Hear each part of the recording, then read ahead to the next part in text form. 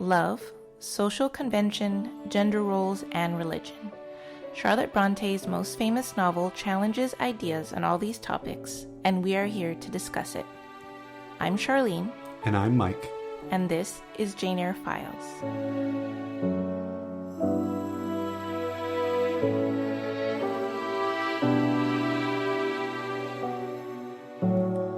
Chapter 17.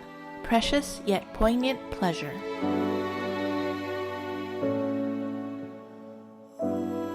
Hello, husband. Hello, my... Pregnant pause? Yeah, you can't see. I was biting my lip. Oh. And you couldn't see that. Okay, and you were about to walk out of the room. Yes, exactly. You can hear my...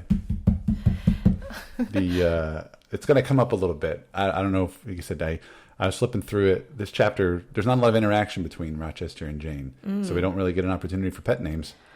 There could have been one, but we get denied that at the end of the chapter. There was one in Rochester's head, I'm sure. Yeah, it was probably the most brilliant one that he's had in the entire book. The most romantic. Yes, of course, and we're not going to hear about it. And I looked through the rest of it. I think Adele refers to Jane as Mademoiselle, and I think I already called you Mademoiselle once.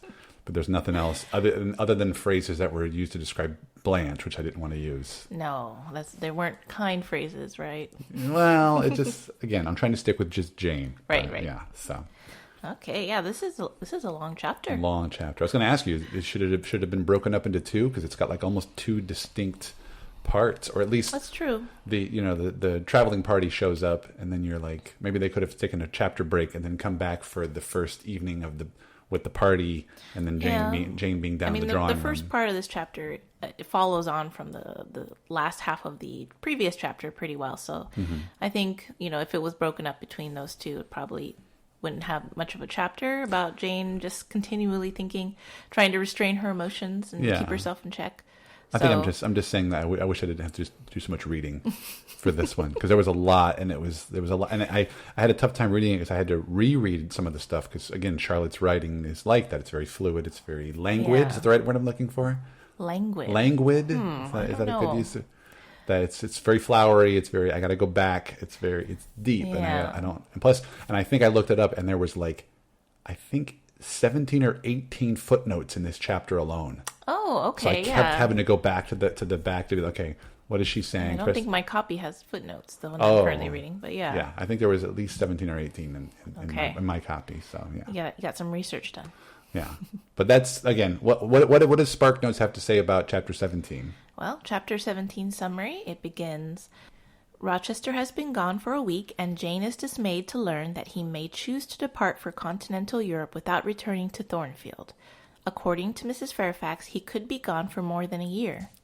A week later, however, Mrs. Fairfax receives word that Rochester will arrive in 3 days with a large group of guests. While she waits, Jane continues to be amazed by the apparently normal relations the strange, self-isolated Grace Poole enjoys with the rest of the staff. Jane also overhears a conversation in which a few of the servants discuss Grace's high pay, and Jane is certain that she doesn't know the entire truth about Grace Poole's role at Thornfield. Rochester arrives at last, accompanied by a party of elegant and aristocratic guests. Jane is forced to join the group, but spends the evening watching them from a window seat. Blanche Ingram and her mother are among the party's members, and they treat Jane with disdain and cruelty. Jane tries to leave the party, but Rochester stops her. He grudgingly allows her to go when he sees the tears brimming in her eyes. He informs her that she must come into the drawing room every evening during his guest's stay at Thornfield. As they part, Rochester nearly lets slip more than he intends. "Good night, he says, before biting his lip. Again, you can't see me. I'm biting my lip. Yeah, that's a great ending to this chapter, but there's a lot to go through before we discuss that part. Again, we just said, should this chapter have been broken into two, and yet SparkNotes felt comfortable making 2 paragraphs in their summary. Sure, right? Yeah, 2 paragraphs, yeah. Well, there's a lot going on, but it doesn't make it as interesting, unless Charlotte had chosen to put more mystery into what's going on with Grace Poole and why she's there and what the servants know. Because again, you wonder, what do the servants know? Do they know why she's being allowed to stay when apparently she may have set fire to Mr. Rochester's bed? Or does she have some secret relations with Rochester that Jane doesn't know about. Maybe arsonism is not such a bad thing in Victorian England. If she can clean and cook very well, then maybe she could stay. And curtains. She's really good with the curtains, right? Yeah. And her needlepoint. Mended curtains are on point. Yeah. And so I wonder. Yeah. And again, you're reading this book. And again, when you first gave it to me, I had this image in my head of more of a Jane Austen type romance. But then there's that element of, like I said, the Gothic elements. We're going to keep using that term again. And now we're getting a little bit of that sense of mystery. Now the reader's getting pulled into it because something's going on. Because before it was always like, what's that laughing? Who's this person? Oh, it's Grace. And then, there's that scene where it's like, uh-oh, Ixnay, Ainjay is listening in. And then they stop talking about Grace whenever Jane sees them. And it's like, oh, are there any other people that have been in this house that they have to keep certain secrets from as well? That, other previous, except were there other, remind me again, were there other governesses? Did Fairfax mention it at all? Governess-I? Governesses. I don't think so, though. Eldel was just brought over, I think. So she just had Sophie, her nurse, to take care of her. Yeah. But I feel like, of course I know the secret and we all know what's happening, but I don't want to spoil it too much in case anyone doesn't know who's listening. But I do think that the servants know a certain part of the story, but not the whole story. Okay. And I think that's probably true as Mrs. Fairfax. I feel like she knows something that she doesn't tell Jane because probably Mr. Rochester told her not to say anything, but she doesn't know the whole story, so that she can't properly warn Jane when the time comes. Okay, yeah, that's a good point. And like I said, Grace is a fellow servant, right? Yeah. So I'm sure that it's kind of hard for these people to work in this house. Well, I mean, I guess with Jane it is, but the idea that you kind of want to know what Grace's situation is, but maybe they're withholding that from Jane, or just because it might be a little bit odd, or I don't know, scare her off. Yeah. Even though she's probably. I mean, if I was in the situation, maybe I would have been scared off at something if I wasn't falling in love with the master of the house. But yeah, this fact that, there's a mysterious fire that was set. I don't know if I want to stay here anymore. Am I safe? But I'm wondering, like, would it not have scared off the other servants when they first learned about what was going on? They didn't know, right? Or they didn't know it was just accident, according to Mr. Rochester, this fire. So yeah. I mean, we can, like I said, that's one of the reasons that I think this chapter maybe could have been divided into two, is that we have a lot of the stuff with the continuing situation with Grace, and then we also have the fire that's raging uncontrollably in Jane's heart. Well, yes. So, the romance, again, comes into play in this chapter. This is going to be the best part of this book for me, is the romance. So I'm eating all this up, and in this chapter, Jane is really struggling with her resolve to not care about Rochester's actions and whereabouts, and she's not really doing a great job. No, but she does bring the reader into her struggle by how she describes her emotions, and I feel like it's fun that she describes it in this like detached way, as someone observing these feelings and questioning herself, and then telling herself, "Get it together." It's a interesting way for her to present her thoughts to the reader. Yeah. And again, it's like the isolation of being in that house, I think. There's a lot of people there, but it's also a pretty big house. And I feel like she's had a lot of time to kind of come to grips with these feelings. I wonder if it's just, sure, she's teaching Adele and all that, but she's also probably got some personal time. It's this big, quiet house, and you can't help but think about the master of the house while he's not there. And she might not have a lot of people to talk to. She talks to Mrs. Fairfax. She can't speak as comfortably with the servants, probably. So she just has her own time, and she walks around, and she probably reads, and she thinks about Mr. Rochester. Yeah, and this is all happening so quickly too. It's like, before there was nothing, and then all of a sudden, I mean, even before the fire, it was very slow, and then the fire just all of a sudden shot it up.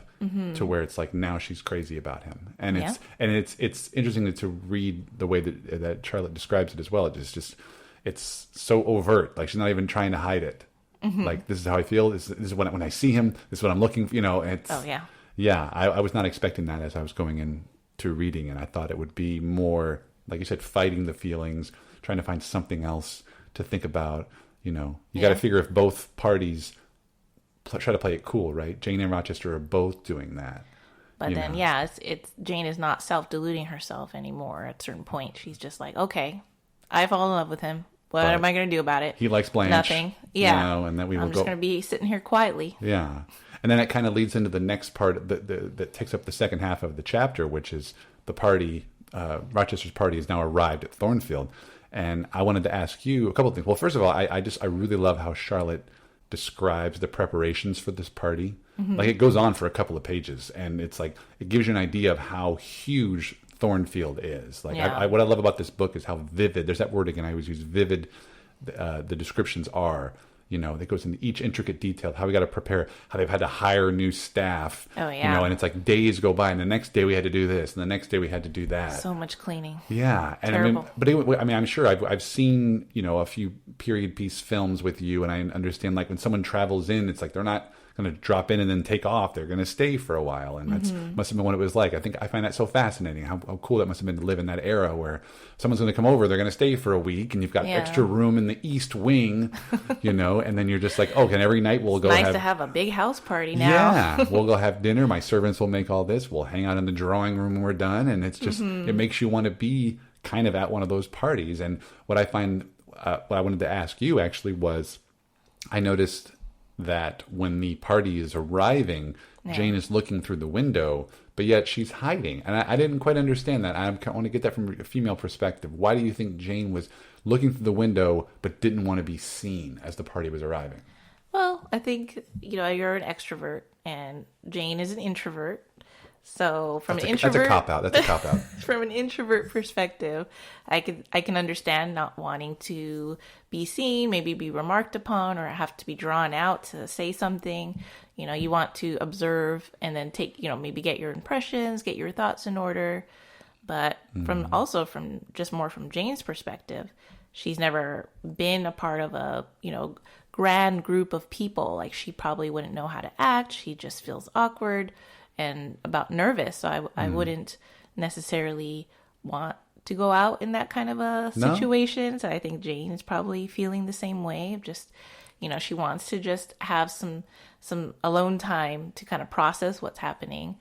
And throw on top of that the fact that now she has to watch Mr. Rochester with this other woman, and maybe she can't control her facial features, So she has to, she, again, needs more time to process. She needs to spend some time away.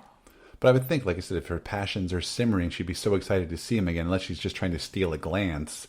Yeah, she is. She's observing from afar. And, maybe if Mr. Rochester had come up to her or said something to her, what would her reaction have been? Would she have stammered and blushed? And well, you're saying she shouldn't have waved through the window and then hoped that maybe he would have seen her and then given her like a and wink. Pushed Blanche away. Yeah, there you go. Like a little wink or a doff of his cap. And so he's so excited to be home. Thank you for saving my life, Jane. I remember. Yeah. Remember me? I'm really good with a pitcher of water. And, that's what I was just a little surprised by that. Yeah. But then the party has now arrived. Yeah, and Jane really breaks down these characters, these people who come into the house, and she's brief with her words, but she's very unsparing in her honesty. And, I feel like is she judgmental at all, do you think? I think that you think it might be, okay, well, on one hand, obviously, these people are complex people, and they're not just one note.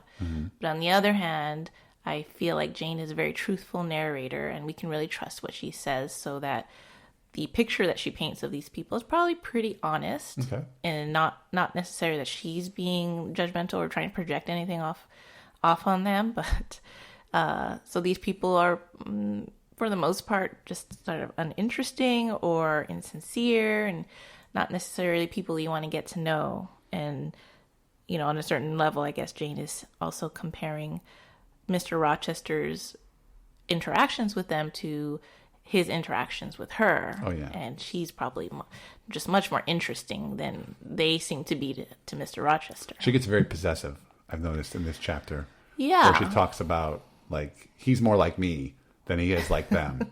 Like, it's one of these weird things where it's like she's trying to will this romance into existence. Where she's like, he comes from that world, and I don't come from that world, but I really think he's more like my world than he is like this. He doesn't belong with them, That's true. Because she gets really nosy, and she gets really nosy with them, and then I for lack of a better word, I'll say she's very possessive of him in this chapter. I could understand where that Jane might be making herself feel better by saying that, but then on the other hand, I'm like, well, it is true.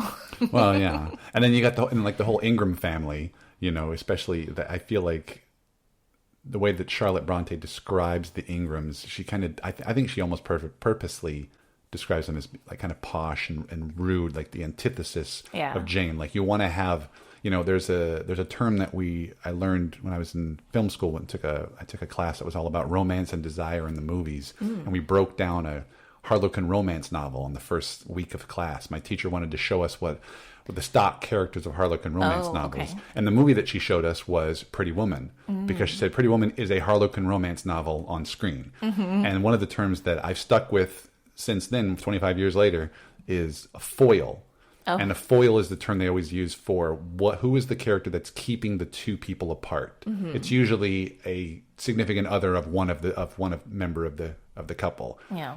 And so I feel like Blanche is kind of serving as the foil. And sometimes, you watch enough movies, or I guess when your situation, you read books. I always have an issue sometimes when authors or film directors will make the foil just so dastardly. Mm-hmm. It's like, you want the two characters to end up together. Yeah. Why not make, just be like, he's not interested in this other woman any longer and he wants you. You don't have to make the other woman just so evil that you find yourself. Like the example I used to always use was, I doubt you've seen it, but the Adam Sandler movie, The Wedding Singer. Oh, okay. That's the one with Drew Barrymore. And Drew Barrymore's boyfriend is just the biggest jerk in the whole movie, where you're just like, what is she doing with this guy the whole time? And so it's like, you don't have to do that. Yeah. Why can't that person just also like them? Why not just make Blanche just some debutante who's born into this rich family, and she, it is what it is, but she's just not that interesting, or she's a little bit more boring, or Rochester's connection with Jane is that much stronger. Mm-hmm. You don't have to just make her so arrogant that where the readers are just like, ugh, Blanche Ingram, go Rochester's Jane is so much better for you, Yeah, I do think that some of the adaptations, especially the more modern ones, will tend to paint Blanche in a little bit more of a sympathetic way, showing that, she's a woman and it's also a difficult time for her, where she probably has to marry money because she doesn't have any of her own, and if she doesn't get married, she's not gonna be able to support herself. So, she's put in this position where, oh, Mr. Rochester is looking for someone. Well, I guess I'm gonna have to play up to him or something. Isn't that the Bennett sisters situation in Pride and Prejudice? Yes, all those girls need to get married because their father is not gonna be able to inherit money for them, and they're not gonna be able to inherit.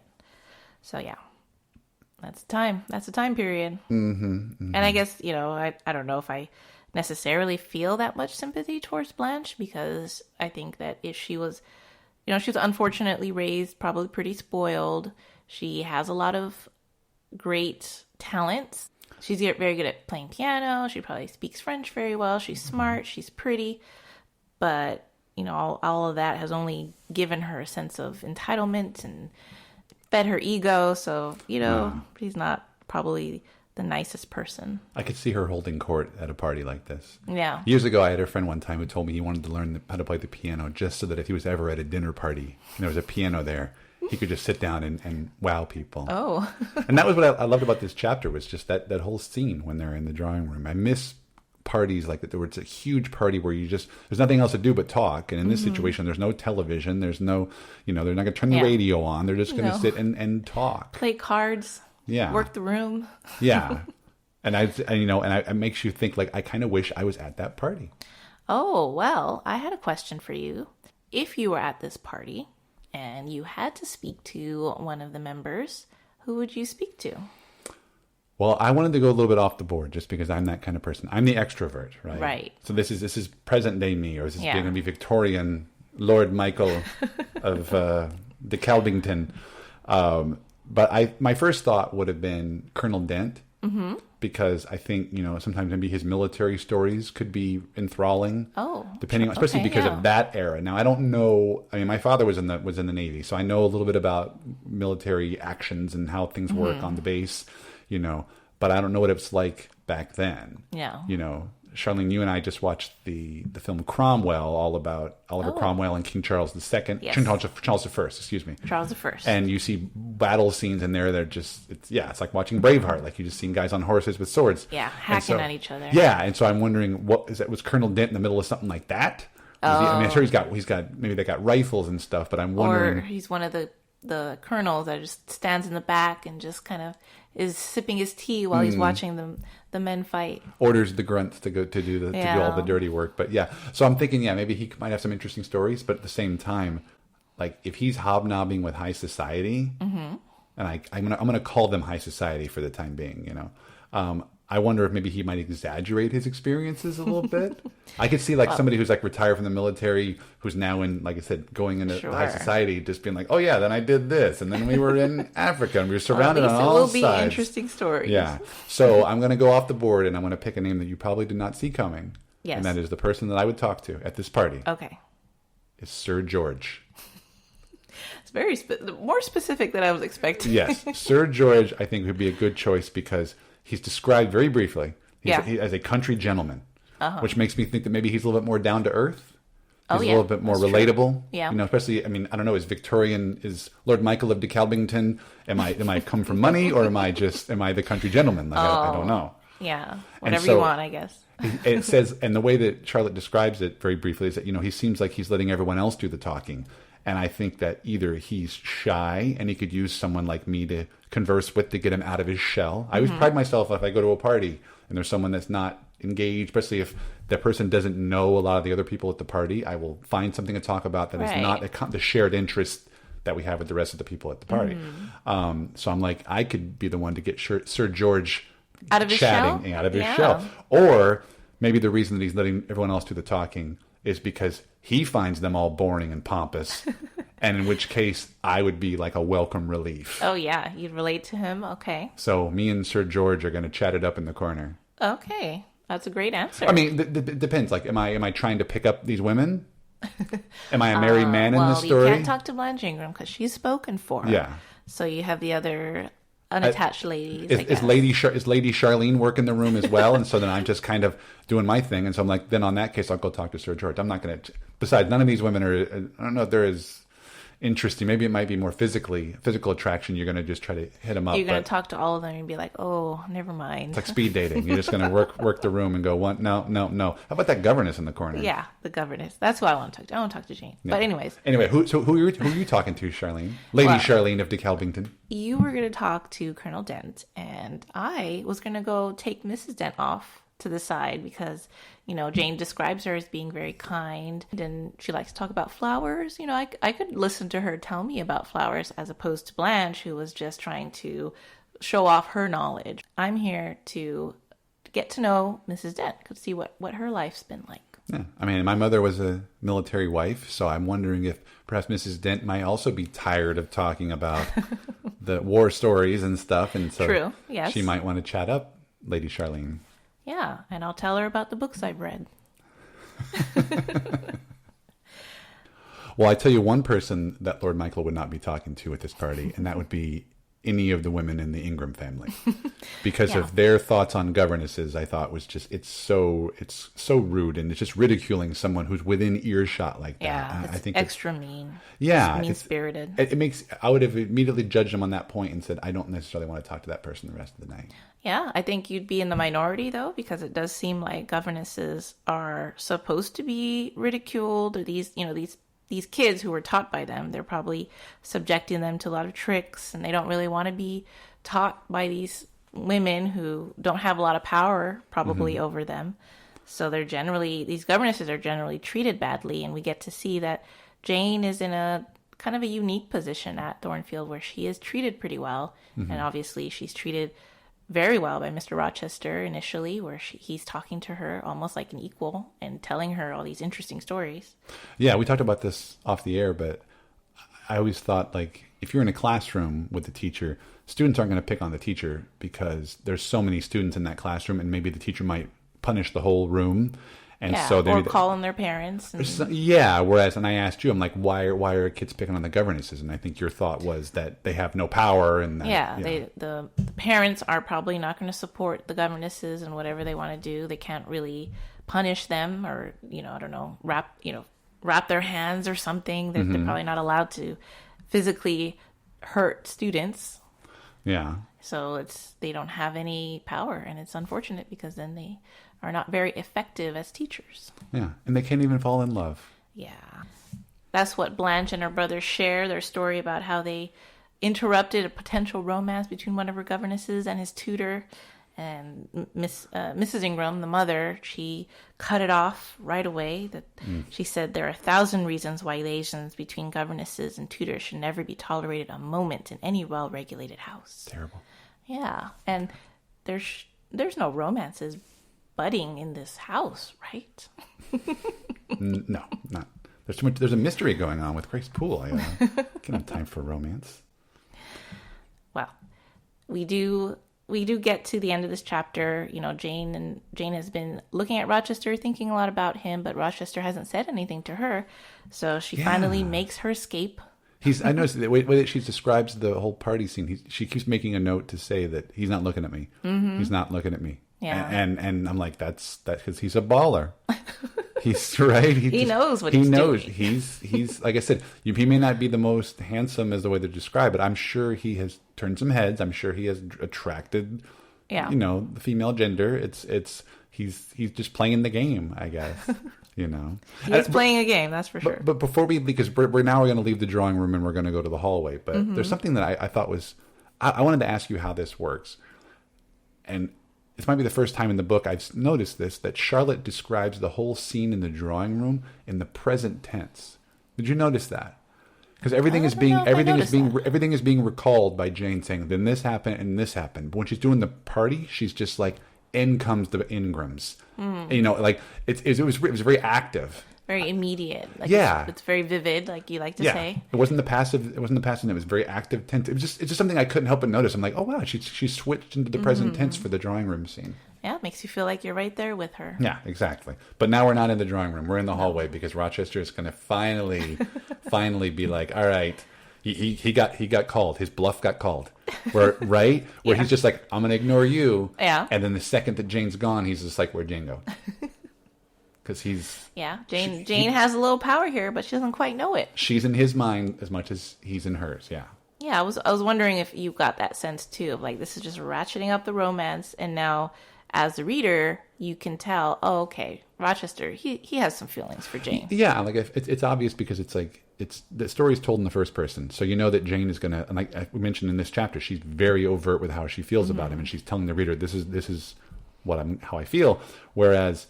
We're not hearing it from Rochester's perspective, but then there are subtle hints being dropped that he does like her. Like he makes sure to tell Mrs. Fairfax, Jane's got to come to the drawing room. Yeah. Mrs. Fairfax, I don't care if you don't want to come. It's only Jane. Yeah.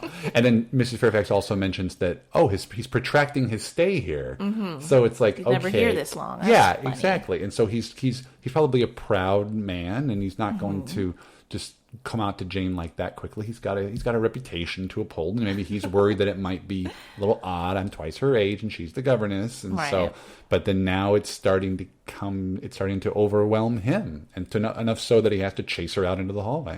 Yeah, so I wanted to ask you, why do you think Rochester is playing this game with her? See, I don't know if it's a game. I feel like it's just, why does anybody play hard to get when they're trying to determine if, the object of their affection feels the same way? We've all done that in some capacity, I feel like. Yeah. Where you don't want to seem so desperate.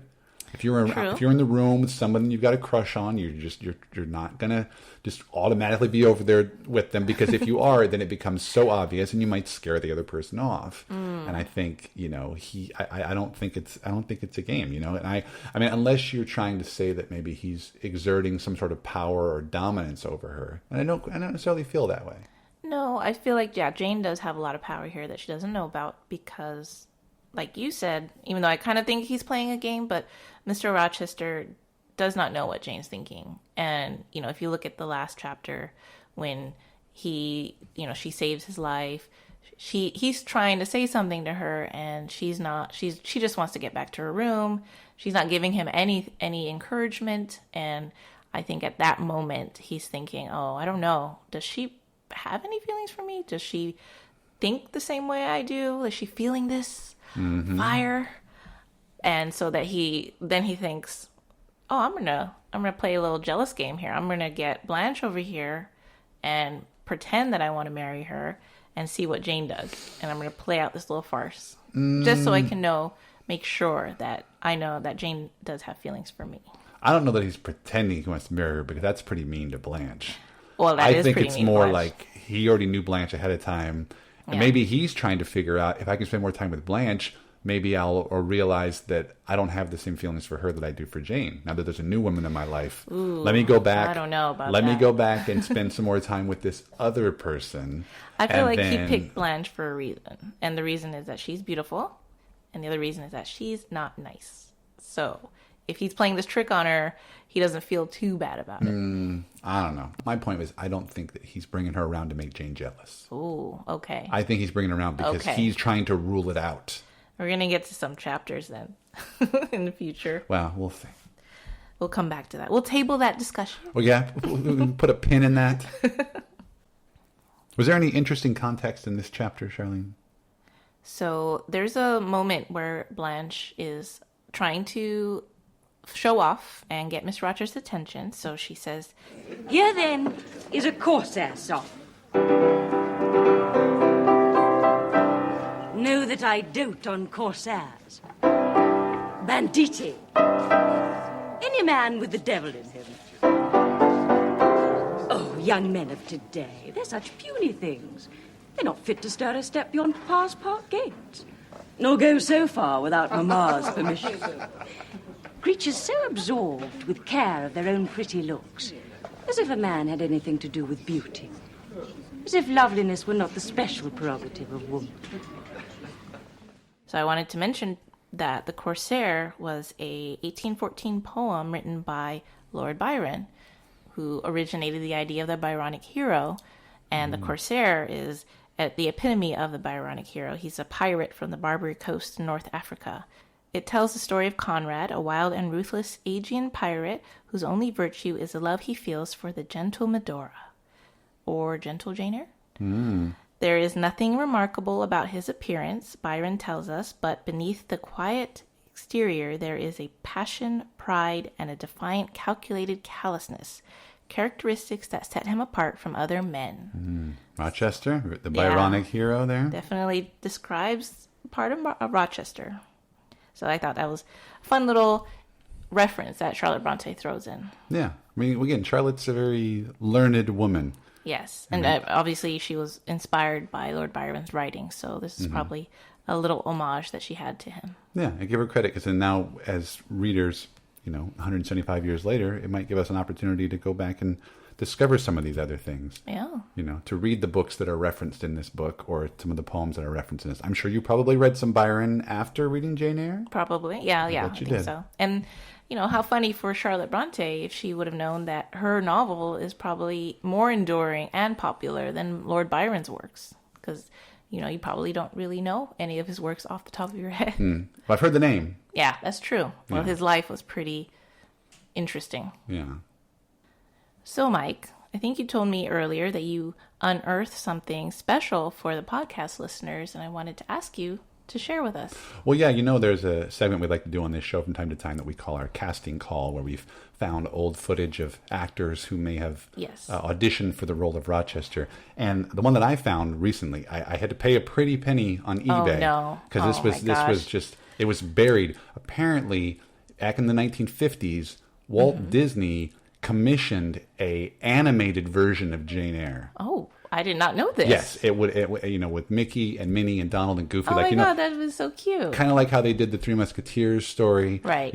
Unfortunately, this story does not lend itself well to family film and an animation for children. Yeah. So, and sadly, it has been buried alongside Song of the South. Oh, that's the same level, I guess. Yeah, well, it was kind of a black eye on the studio. It wasn't a very popular film, but I was able to find a copy, and no way. Yes, and so I figured we might as well reference it in this chapter, because one of the more pivotal scenes and one of the more passionate scenes in the Walt Disney adaptation is that moment where Jane is leaving the drawing room, and Rochester chases her down. This is why I say Jane. It's Minnie. It's Minnie playing. It's Jane Minnie Eyre. Minnie Eyre.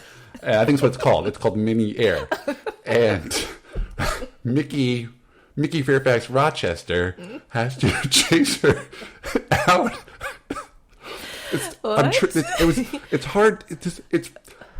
I'm not laughing. I'm getting really drawn into this animated version. I wish you all could see this. We'll try to put the clip up on our... Mickey has hidden depths, I'm sure. Yeah, and so Minnie Eyre has left the drawing room because Mickey Fairfax Rochester is not paying her any attention.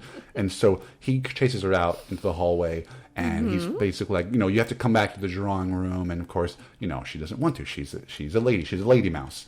And he said, he's like, but what's wrong? Are you depressed? And she's like, and she says no. And then I'm going to play the clip here for you. Okay. But this is Mickey's little soliloquy or monologue. God. I can't wait to hear this. Yeah, to her after she says, I'm too depressed and I want to leave. Here we go. Let me see if I can press play here. But I affirm that you are so much depressed that a few more words would bring tears to your eyes. Indeed, they're there now, shining and swimming, and a bead has slipped from the lash and fallen onto the flag. If I had time, and was not in mortal dread of some prating prig of a servant passing, I would know what all this means. Wow, that's incredible. Yes, we need to find this. I'm we so need to moved share by this. Mickey's interpretation of the role. Yes, like I said, that mouse has some depth. I wonder if Disney would want to do an adaptation now, revive this project. I mean, there's plenty of content that they need to put up on Disney Plus, so I think they should. All right. Well, as I always like to do on this show, we like to wrap up with a more meaningful passage or quote from the chapter. I will let Charlene lead off. Charlene, tell us, what was the most meaningful quote or passage that you found in this chapter 17? There's a lot of romance in this chapter, and I think from now on, for the most part, a lot of my quotes are going to deal with this romance because I love it so much. So here's a great romantic line. Jane says, I must then repeat continually that we are forever sundered, and yet, while I breathe and think, I must love him. Right to the point. Yeah, she just can't help it. She tried in the previous chapter to control her feelings, and now she's just letting it go. And she's accepting it because it's natural. Like this is just the way she is, and she cannot help it. Yeah, and again, we've talked about it many times, but this is all new to her, and I'm sure she has to try to figure out, is this a good thing or not, especially with the employer-employee relationship. Yeah. And yeah, it's overwhelming her, and it's the fact making that for a riveting read. It's just a hopeless love because she's accepting that she's in love with him. She has also accepted that there's nothing that can come of it, so she's just going to have to deal with her feelings. And she acknowledges that their connection is on this soul level. So, romance, I love it. Yeah, I think I mentioned it to you as well. Like, there's a lot of good quotes in this chapter that summarize the relationship, that summarize her feelings. And I actually had two to pick from, and so I'll give you the one that I went with I felt a little bit stronger to me. But they're all from like the same couple of pages. Oh, right. Okay. And I think my quote is actually kind of along those same lines, where Jane is kind of coming to grips with this and also trying to figure out if it's not a good thing. And she says, no sooner did I see that his attention was riveted on them, that I might gaze without being observed, than my eyes were drawn involuntarily to his face. I could not keep their lids under control. They would rise and the irids would fix on him. I looked and had an acute pleasure in looking, a precious yet poignant pleasure, pure gold with a steely point of agony, a pleasure like what the thirst-perishing man might feel who knows the well to which he has crept is poisoned, yet stoops and drinks divine draughts nevertheless. Yeah. Boom. She knows that it's probably not the best idea, Yeah. but she just can't help herself. Yeah, she describes this love that she's feeling in a very unique way where it's hurting her, but she can't help it. Yeah. And really, really, really beautiful. Yeah. Again, and like I said, I did not know what to expect when I went into this book. I thought it was going to be this stuffy period drama and blah, blah, blah. Not a Harlequin romance novel, but along those lines. And it's a captivating page turner. It's just, slowly watching these feelings and these passions inside her simmer. Yeah, and you're invested in that? Yeah. And she ain't going to quench them with a pitcher of water this time. It's going to take more than a pitcher of water. Thank you so much for listening. If you enjoyed our podcast, please subscribe and leave us a review on your preferred podcast platform. This really helps us grow and reach new listeners. If you want to talk Jane Eyre with me online, you can find me on Twitter and Instagram at AirGuide. That's EYRE. And if you want to hear more from me, I host my own podcast called Out of Touchstone, where my good friend Chad and I discuss all the films that Disney produced for their Touchstone Pictures label. You can also find me on Twitter at Mike DeKalb. Thank you, and farewell for the present.